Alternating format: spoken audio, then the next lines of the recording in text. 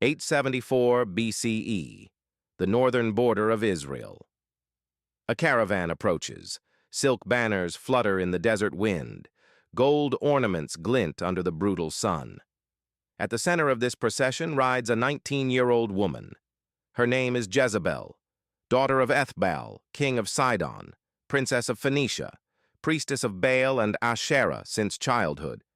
She crosses into Israelite territory as a bride, a political arrangement, an alliance sealed through marriage to King Ahab, ruler of the northern kingdom. She speaks no Hebrew, knows nothing of Moses or the Torah, has never heard of Mount Sinai or the covenant between God and Abraham's descendants, and she doesn't care. Because in her world, in the cosmopolitan cities of Phoenicia, gods are negotiable, temples are business, religion is power. What Jezebel doesn't know as her carriage rolls toward Samaria is that she's about to trigger the greatest spiritual war in Israel's history. Within 3 years, she will install 450 prophets of Baal and 400 priestesses of Asherah as the official religious establishment of Israel. Within a decade, she will systematically hunt down and execute the prophets of the God of Israel.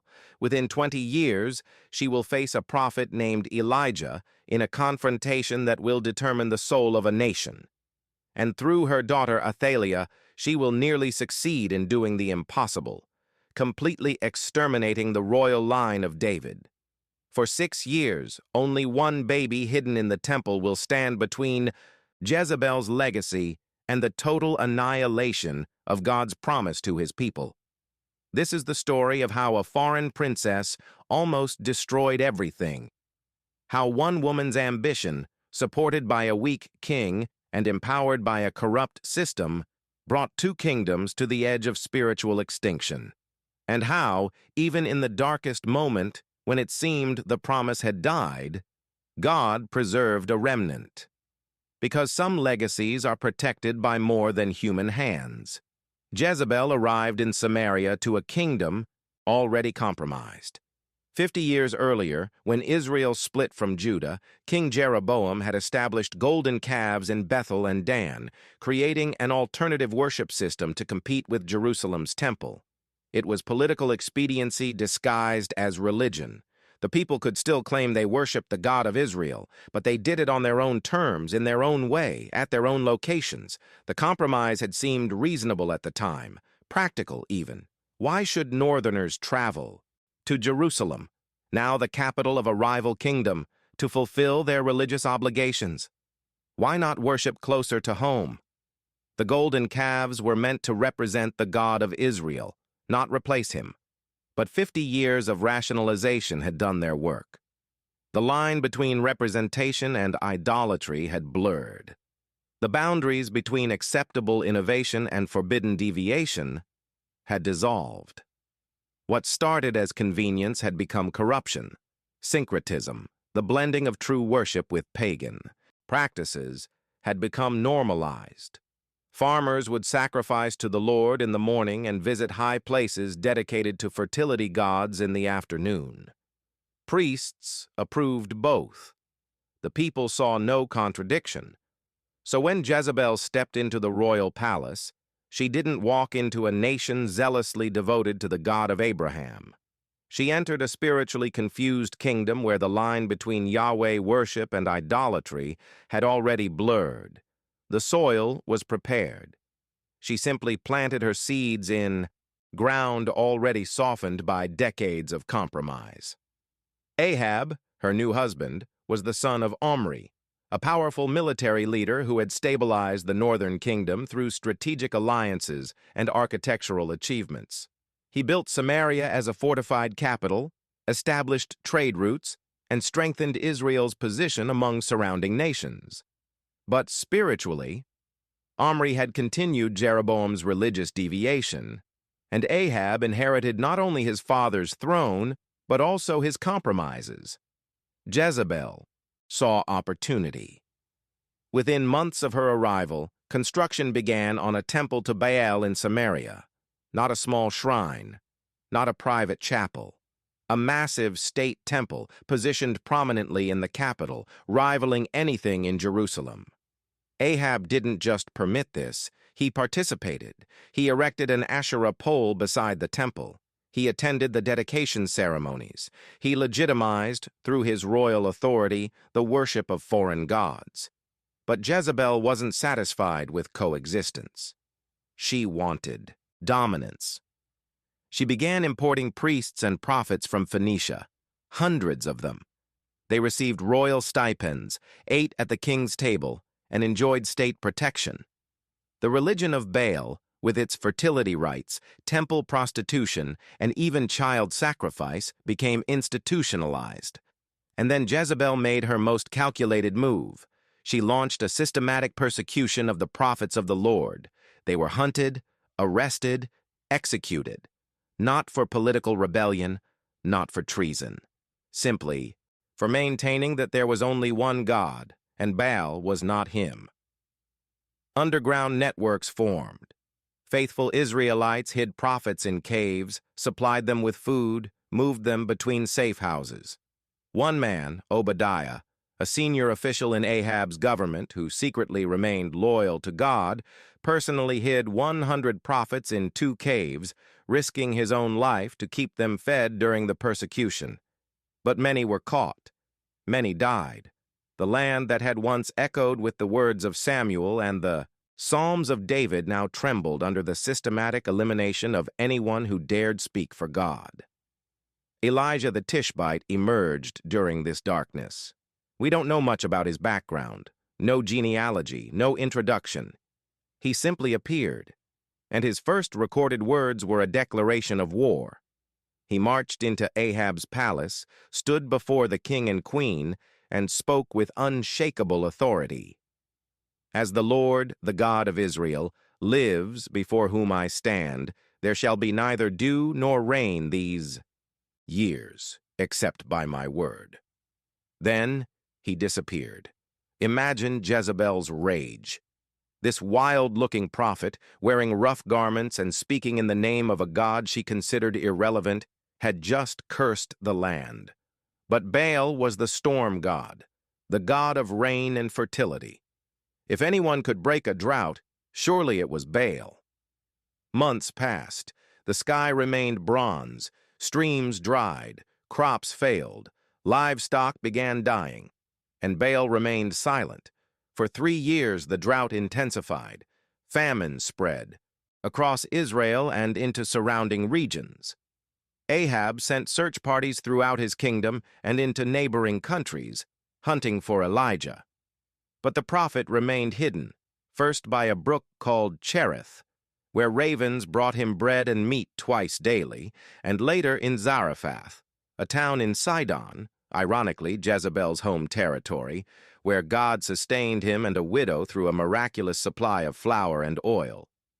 During those 3 years, the impotence of Baal became undeniable. The, supposedly, mighty storm god couldn't produce a single drop of rain.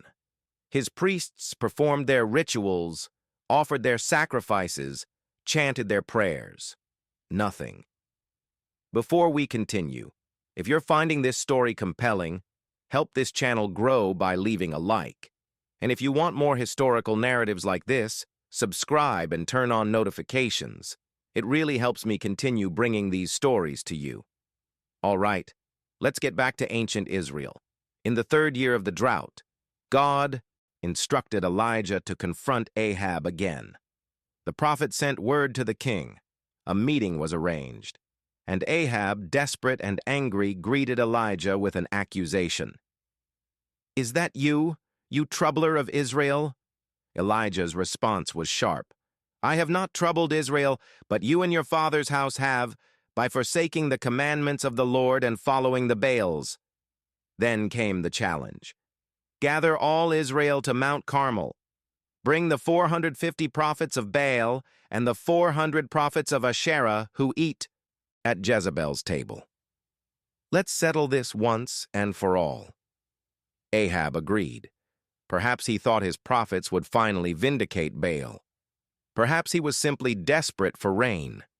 Either way, The stage was set for one of the most dramatic confrontations in history. Mount Carmel, overlooking the Mediterranean Sea to the west, the Jezreel Valley to the east, a mountain with deep symbolic significance where heaven seemed to touch earth. Thousands gathered. The entire nation, it seemed, had come to witness. Farmers abandoned their dying fields, merchants closed their shops, officials left their posts. Word had spread, something unprecedented was about to happen. On one side stood 850 pagan prophets, well-fed despite the famine, well-dressed in their ceremonial robes, backed by royal authority and popular practice. They represented the establishment, the accepted way, the path of least resistance. On the other side stood one man, Elijah, alone, wearing his rough cloak of camel hair, carrying nothing but his staff and his conviction, representing a God most people had abandoned or forgotten, representing a faith that had become inconvenient, unfashionable, dangerous. The contrast was stark. 850 against 1. The power of the state against the authority of truth. Comfort against conviction. Elijah addressed the crowd with words that cut through decades of spiritual fog. How long will you waver between two opinions? If the Lord is God, follow him, but if Baal is God, follow him. How long will you limp between two positions? How long will you try to serve two masters? How long will you attempt to blend what cannot be blended? Choose. Decide. Commit. The people said nothing. Decades of compromise had made them spiritually paralyzed. They had grown comfortable with ambiguity. Choice required clarity, and clarity demanded action, and action involved risk. Elijah proposed a test. Simple, fair, decisive. 2 bulls, 2 altars. The prophets of Baal would prepare one, sacrifice and call on their God. Elijah would prepare another and call on his God. Whichever deity answered with fire from heaven would prove himself the true God. Fire was appropriate. Fire couldn't be faked. Fire demonstrated real power. Fire would provide an answer that couldn't be argued away, rationalized, or reinterpreted. The crowd agreed. It was reasonable. It was decisive. And everyone present knew that what happened on this mountain would shape the future of their nation. The prophets of Baal went first. They prepared their bull with ceremonial precision, laid it on wood, and began calling on Baal with the confidence of men who had never been challenged before. "O Baal, answer us!" they shouted from morning until noon. 3 hours of continuous calling. Their voices grew hoarse, but their conviction remained strong. Surely their God would respond. He always had, hadn't he? They danced around the altar in elaborate patterns perfected through years of temple service. They performed their rituals exactly as prescribed. They did everything their tradition demanded. Nothing happened. No fire, no smoke, no spark, not even static electricity. The altar remained cold, the sky remained empty, the silence was deafening. By midday, as the Mediterranean sun reached its peak, beating down on the assembled crowd, the prophets began to show signs of desperation. Their movements became more frantic, their voices more strained. Elijah, watching from a distance, began mocking them, not cruelly, but strategically. His words were designed to expose the absurdity of what everyone was witnessing. "Shout louder," he called out, his voice dripping with irony. "Surely he is a god. Perhaps he is deep in thought, or busy with some task. Maybe he's traveling. Perhaps he's sleeping and must be awakened." The crowd, despite the tension, couldn't suppress nervous laughter. The prophet of the Lord was suggesting that the mighty Baal, god of storms and fertility, needed an alarm clock. But the humor had a point. What kind of God needs to be awakened? What kind of deity can't hear his own priests? What kind of power requires human shouting to activate it? The prophets of Baal, humiliated and desperate, grew frantic. They shouted louder, much louder. Their voices carried across the mountain. They cut themselves with swords and spears, according to their custom, believing that blood sacrifice, even their own, might compel Baal's attention. Blood flowed down their arms, mixed with sweat, dripped onto the stones. They prophesied, they chanted, they worked themselves into religious ecstasy, that altered state where emotion substitutes for evidence and fervor replaces substance. From noon until the time of the evening sacrifice, around 3 in the afternoon, they continued. 6 more hours, 9 hours total, no break, no pause, desperation driving them past exhaustion. But there was no response, no voice, no fire, no answer. The altar remained cold. The wood remained dry. Baal remained absent. The silence was no longer just noticeable. It was damning. Each passing moment without an answer became another nail in the coffin of Baal worship. Every failed cry exposed the hollowness of the system Jezebel had built. The prophets finally collapsed, exhausted, wounded, defeated. Their elaborate ceremonies had produced nothing. Their confident tradition had failed spectacularly. The God they served had been weighed, measured, and found completely absent. Then it was Elijah's turn. The evening sacrifice hour had arrived, the time when, in Jerusalem, the priests would be offering the daily sacrifice in the temple. Even here, hundreds of miles north, on a mountain in apostate Israel, Elijah honored the appointed time. He approached the ruined altar of the Lord, broken down years earlier when Jezebel's persecution had scattered the faithful. Stone by stone he repaired it, each stone placed deliberately, with reverence. He took 12 stones, not 10 representing the northern tribes under Jeroboam, not 2 representing the southern kingdom, 12 representing all of Israel, all 12 tribes, united under one God, one covenant, one purpose. It was a statement, a reminder, a prophecy. The people might be divided politically, but spiritually, they were meant to be one. What God had joined, human pride had split. But the stones declared, "We are still one people." He arranged the wood with care. He cut the bull and laid it on the altar. Then he did something completely unexpected, something that made the crowd murmur in confusion. He ordered 4 large jars of water, precious water in a land that hadn't seen rain in 3 years, to be poured over the sacrifice. The water soaked the meat. It soaked the wood. It ran down the sides of the altar. "Do it again," Elijah commanded. They poured 4 more jars, 12 jars total, matching the 12 stones, drenching everything. A third time, 4 more jars. The sacrifice was swimming. The wood was saturated. Water filled the trench Elijah had dug around the altar. Why? Why make it harder? Why stack the odds against himself? Because this wasn't about Elijah proving his power. It was about God demonstrating his. When fire came, when it came, there could be no doubt. No claim of hidden embers or natural ignition. No possibility of trickery. Water-soaked wood doesn't burn by natural means. Elijah was removing every excuse, eliminating every alternative explanation. What was about to happen would be undeniably supernatural.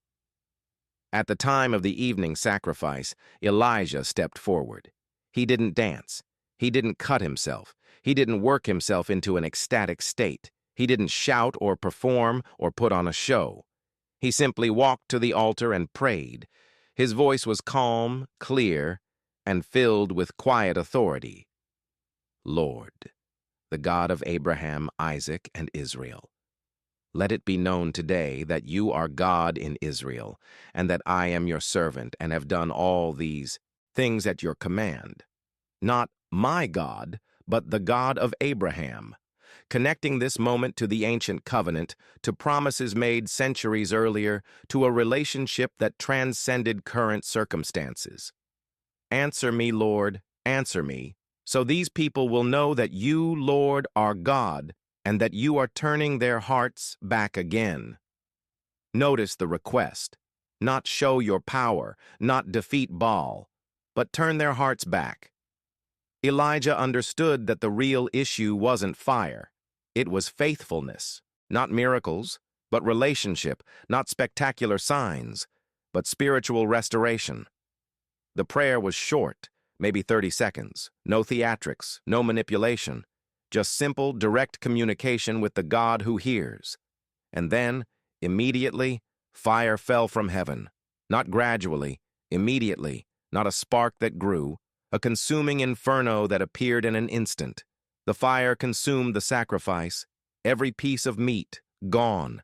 It consumed the wood, water-saturated, impossible to burn wood, gone. It consumed the stones, actual stones, melted and consumed. It consumed the soil around the altar, the dust itself, and it licked up all the water in the trench. 12 jars of water, evaporated in seconds. The people witnessed raw divine power, undeniable, overwhelming, terrifying, beautiful, real. They fell prostrate, faces in the dirt, overwhelmed by what they had just seen. And from thousands of throats came the same cry, over and over. The Lord, He is God. The Lord, He is God, not the Lord and Baal. Not the Lord is one God among many, but the Lord, He is God. Exclusive, absolute, sovereign. Elijah seized the moment. The prophets of Baal had been exposed as frauds. He ordered them seized and brought down to the Kishon Valley. There, in an act of divine judgment, they were executed. Then Elijah told Ahab, "Go, eat and drink, for there is the sound of heavy rain." He climbed back up Mount Carmel and prayed. 7 times he sent his servant to look toward the sea. On the 7th time, a small cloud appeared. "A cloud as small as a man's hand is rising from the sea," the servant reported. Elijah sent word to Ahab, "Hitch up your chariot and go down before the rain stops you." The sky grew black with clouds. The wind rose, and the rain came. After 3 years of drought, the heavens opened. The storm god Baal had failed, but the God of Israel had demonstrated his sovereignty over nature itself. When Jezebel heard what had happened, when she learned that Elijah had killed her prophets, her response was immediate and vicious. She sent a messenger to Elijah with a threat. "May the gods deal with me, be it ever so severely, if by this time tomorrow I do not make your life like that of one of them." For all her power, Jezebel couldn't touch Elijah directly without triggering a religious uprising. The people had seen God's fire, but she could terrorize him, hunt him, make him run, and it worked. Elijah, who had just called down fire from heaven, fled into the wilderness. Exhausted and despairing, he collapsed under a broom tree and prayed for death. But God sent an angel to strengthen him. Twice, the angel provided food and water, and fortified by that supernatural sustenance, Elijah traveled 40 days and nights to Mount Horeb, the mountain of God. There, in a cave, God spoke to him, not in earthquake, wind, or fire, but in a gentle whisper. God revealed that Elijah was not alone. 7,000 in Israel had not bowed to Baal. The remnant remained. And God's plan would continue. Jezebel had lost the battle of Mount Carmel, but she was far from finished. Years passed. Ahab continued his reign, winning military victories, but remaining spiritually compromised. Jezebel maintained her influence, never forgetting the humiliation at Mount Carmel, never forgiving the God who had exposed her priests as impotent. Then came the incident with Naboth's vineyard. It revealed the depths of Jezebel's ruthlessness and Ahab's moral weakness. Naboth owned a vineyard adjacent to the royal palace in Jezreel. Ahab wanted it for a vegetable garden and offered to buy it or trade for it, but Naboth refused. It was his ancestral inheritance, and God's law forbade selling family land permanently. Ahab sulked. He went home, lay on his bed, and refused to eat, acting like a petulant child. Jezebel found him and asked what was wrong. When he explained, her response dripped with contempt for Israelite customs. "Is this how you act as king over Israel? Get up and eat. Cheer up. I'll get you the vineyard of Naboth." She wrote letters in Ahab's name, sealed them with his seal, and sent them to the elders of Naboth's city. Her instructions were precise and diabolical. Proclaim a day of fasting. Seat Naboth in a prominent place. Have 2 scoundrels accuse him of cursing both God and the king. Then stone him to death. It was judicial murder, cloaked in religious proceedings. The elders complied. Naboth was executed. His sons were killed. 2, eliminating any heirs who could claim the land. Jezebel returned to Ahab with simple words. "Get up and take possession of the vineyard. Naboth is no longer alive but dead." Ahab went to claim his prize, but God sent Elijah to meet him there. "Have you found me, my enemy?" Ahab asked when he saw the prophet. Elijah's response was devastating. Judgment was pronounced not just on Ahab, but on his entire house. Every male descendant would be cut off. His dynasty would end. And regarding Jezebel specifically, God declared, "Dogs will devour Jezebel by the wall of Jezreel." Ahab, to his credit, humbled himself temporarily. He tore his clothes, put on sackcloth, and fasted. God, in his mercy, delayed the judgment until after Ahab's death. But the sentence remained. This story is about to get even more intense. If you're following along and want more people to discover these historical narratives, share this video. Send it to someone who loves history with deeper meaning. And drop a comment. What would you have done in Elijah's position? Confronted Jezebel directly or fled like he did? I want to hear your thoughts. Now let's see how Jezebel's legacy spread to Judah. While Jezebel corrupted Israel, her influence reached beyond the northern kingdom through her daughter, Athaliah. This marriage alliance between Ahab's house and Jehoshaphat, king of Judah, seemed politically wise. It eased tensions between the divided kingdoms, but spiritually it was catastrophic. Athaliah married Jehoram, Jehoshaphat's son, and like her mother, she brought Baal worship with her. When Jehoram became king of Judah, he immediately killed his own brothers to secure power.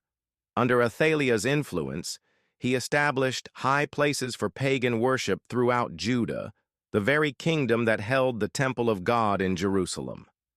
The cancer that Jezebel had introduced to Israel now infected Judah. The southern kingdom, which had maintained greater religious fidelity, began adopting the same abominations. Meanwhile, in the north, Ahab died in battle, fulfilling part of the prophecy. His son Ahaziah succeeded him, but died after a brief reign. Then Joram, another son, took the throne. Jezebel remained influential, the queen mother, still wielding power behind the scenes. But God's patience had limits. He raised up a military commander named Jehu to execute the pronounced judgment. The prophet Elisha sent one of his students to anoint Jehu as king of Israel with explicit instructions. Eliminate the house of Ahab. Jehu moved swiftly and violently. He killed King Joram. He killed Ahaziah, king of Judah, who happened to be visiting his uncle and was a grandson of Ahab through Athaliah. Then Jehu rode to Jezreel, where Jezebel lived. When Jezebel heard that Jehu was coming, she knew her time had come, but she refused to die cowering. She painted her eyes, arranged her hair, and looked out of an upper window as Jehu entered the city gate. "Have you come in peace, you Zimri, you murderer of your master?" she called down, comparing him to a previous usurper. Jehu looked up and shouted, Who is on my side? Who? 2 or 3 eunuchs looked out at him. Throw her down, Jehu commanded. They threw her down. Her blood splattered the wall and the horses. Jehu trampled her underfoot with his chariot. Later, after eating and drinking, Jehu gave orders. Take care of that cursed woman and bury her, for she was a king's daughter. But when they went to bury her, they found only her skull, her feet, and the palms of her hands. Dogs had eaten the rest. Elijah's prophecy, spoken years earlier, had been fulfilled to the letter. Dogs will devour Jezebel by the wall of Jezreel. Even the specific location matched. Jezebel was dead. The house of Ahab was destroyed, but her legacy lived on through Athaliah in Judah. When Athaliah learned that her son Ahaziah had been killed, she saw opportunity. She seized the throne of Judah and, to eliminate any rivals, systematically murdered the entire royal family. Every prince, every grandson, every male heir of David's line. It was genocide, calculated and comprehensive. The promise God had made to David that his descendants would always rule seemed on the verge of extinction. But God had preserved a remnant. Jehosheba, the sister of the slain king and wife of Jehoiada the high priest, managed to hide one infant, Joash, Ahaziah's youngest son. While the slaughter raged through the palace, she snatched the baby and his nurse and hid them in a bedroom. Later, she moved them into the temple complex itself, into the very house of God. For 6 years, Athaliah ruled Judah. She established Baal worship in Jerusalem. The temple of the Lord fell into disrepair while the temple of Baal flourished. It seemed Jezebel's spiritual conquest was complete. But hidden in the temple, protected by the high priest and his wife, the true heir of David grew. Joash, son of Ahaziah, great-great-great-grandson of David, lived in secret, the last thread connecting God's promise to its fulfillment. In the 7th year, Jehoiada the high priest decided to act. He made a bold plan. He gathered the commanders of units, the carites, and the guards. He showed them the king's son, proof that the line of David had survived. On the appointed day, during a Sabbath when the temple was more heavily guarded, Jehoiada brought out the 7-year-old boy. He placed the crown on his head, presented him with a copy of the covenant, and anointed him king. The people clapped their hands and shouted, "Long live the king!" Athaliah heard the noise. She rushed to the temple and saw the young king standing by the pillar, as was the custom, with the commanders and trumpeters beside him. All the people of the land were rejoicing and blowing trumpets. She tore her robes and screamed, "Treason! Treason!" But it was over. Jehoiada ordered the commanders to seize her and execute her outside the temple grounds. They led her out, and at the entrance of the horse gate of the palace, they put her to death. Jezebel's daughter, the last remnant of that corrupting influence, dead. We're approaching the climax of this story. If you haven't subscribed yet, now's the time. I create videos like this every week, and you won't want to miss them. Now let's see what happened after Athaliah's fall. With Athaliah gone, Jehoiada led a spiritual revival. A covenant was renewed between the Lord, the king, and the people. The temple of Baal was demolished. Its altars were smashed. Its priests were killed. The temple of the Lord was repaired and restored. Proper worship resumed. For decades, as long as Jehoiada lived, Joash followed the Lord and led Judah in righteousness. The promise had been preserved. David's line continued. The messianic hope remained alive. But let's step back and consider what almost happened. If Jehosheba had not acted, if that one baby had died with the others, the entire genealogy leading to Jesus Christ would have been severed. Centuries later, when the angel Gabriel appeared to Mary, he told her that her son would be given the throne of his father David. That promise, made to David 1,000 years before Christ, depended on an unbroken royal line. Jezebel and Athaliah nearly broke it. For 6 years, it hung by the thread of one hidden child. The broader lesson echoes through time. Compromise, even when politically expedient, carries spiritual consequences. Jehoshaphat's alliance with Ahab seemed wise. It brought peace and mutual benefit. But it brought Athaliah into Judah, and Athaliah brought Baal worship, and that nearly destroyed everything. The prophets had warned repeatedly, "Do not intermarry with nations that worship other gods. Do not make alliances that compromise your devotion." Jehoshaphat ignored those warnings, and for generations Judah paid the price, not just in political instability, but in spiritual confusion. The people who were meant to be a light to the nations instead absorbed the darkness around them. Yet even in that darkest moment, God preserved his purpose. The prophets who faced persecution, the faithful who hid in caves, the priest's wife who rescued a baby, the high priest who raised him in secret. These were the instruments God used. Jezebel represents something larger than one woman's ambition. She represents the seductive power of cultural compromise, the gradual erosion of truth through political expediency, the danger of tolerance becoming endorsement. When she arrived in Israel, the people were already confused, already worshiping golden calves while claiming devotion to God.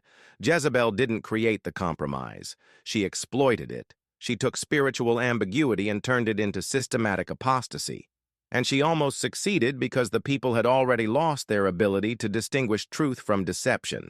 When Elijah asked, "How long will you waver between two opinions?" the people couldn't answer. They had been wavering so long they'd forgotten what conviction felt like. The story of Jezebel is also a story about weak leadership. Ahab wasn't particularly evil in himself. He was weak. He let his wife set religious policy. He allowed the persecution of God's prophets. He participated in judicial murder to get a vegetable garden. His weakness enabled her strength, and together they created a system that outlived them both. But the story is also one of extraordinary courage. Elijah standing alone against 850 prophets. Obadiah risking his position and life to hide 100 prophets. Jehosheba defying a murderous queen to save a baby. Jehoiada waiting 6 years, then executing a perfect plan. These people didn't have armies. They didn't have political power. They simply refused to bow. And God used their faithfulness to preserve his purpose. Today, more than 2,800 years after Jezebel's death, her name remains a byword for seduction, manipulation, and spiritual corruption. Athaliah's name is synonymous with ruthless ambition. Their legacy is one of infamy. But the legacy of those who resisted them? That legacy endures in every generation that chooses faithfulness over compromise, in every person who stands for truth when it's unpopular, in every act of courage that protects the innocent. The throne of David continued through that hidden baby. Joash grew up, ruled Judah, and had children of his own. The genealogy remained unbroken, and centuries later, a carpenter in Nazareth could trace his lineage directly back through that line. When Jesus was born, the promise made to David found its ultimate fulfillment. The kingdom that Jezebel and Athaliah tried to destroy became the foundation for an eternal kingdom. This is the story of Jezebel, a foreign princess who brought her gods with her, a queen who persecuted the faithful, a mother whose daughter nearly exterminated the hope of the world. But it's also the story of God's unbreakable promise, of a remnant that refused to bow, of a baby hidden in a temple, of a line that could not be erased. Because some purposes transcend human schemes. Some promises outlast human opposition. And some lights refuse to be extinguished, no matter how deep the darkness. The question remains, echoing from Mount Carmel across the centuries. How long will you waver between two opinions? The choice Elijah presented to ancient Israel faces every generation. Compromise or commitment, convenience or conviction, the approval of the culture, or the approval of God. Jezebel offered Israel an easy path. Blend your faith with the surrounding culture. Worship is worship after all. Don't be so rigid. Be tolerant. Be sophisticated. Be like everyone else. And for a time it seemed to work. The prophets of Baal were well-funded, popular, culturally accepted. Persecuting them seemed extreme, intolerant, divisive. But when the test came, when the moment of truth arrived on Mount Carmel, the facade collapsed. Baal had no power. The sophisticated, culturally accepted religion was revealed as empty performance. Only the God who made the heavens and earth could answer with fire. Only he could break a 3-year drought. Only his promise endured when human schemes collapsed. That's the final lesson of Jezebel's story. You can compromise with culture. You can gain political power, popular acceptance, and material prosperity. But when the test comes, and it always comes, only truth remains standing. Jezebel died unmourned, unburied, devoured by dogs. Her daughter died violently, executed for her crimes. The system they built collapsed. The prophets they killed were vindicated. The God they challenged proved sovereign. And the baby they tried to murder became a link in the chain leading to the Messiah. That's not just history. That's hope. Evidence that no matter how powerful evil appears, no matter how complete the darkness seems, God's purpose prevails, His promise endures, His people survive. The line of David was preserved. The hope of the world was protected. And the kingdom that Jezebel tried to corrupt became the foundation for the kingdom that will never end. Now, what part of this story impacted you most? Was it Elijah's courage on Mount Carmel? The survival of baby Joash? The violent ends of Jezebel and Athaliah? Or something else? Share your thoughts in the comments below. I read every one, and your engagement helps shape future videos. And if you want to dive deeper into these biblical narratives, subscribe to the channel. We're exploring the stories behind the stories, the historical contexts, the human drama, and the divine purposes woven through ancient Israel's history. Thanks for watching. Until next time, remember, some promises are worth protecting, some truths are worth defending, and some lights refuse to be extinguished, no matter how deep the darkness.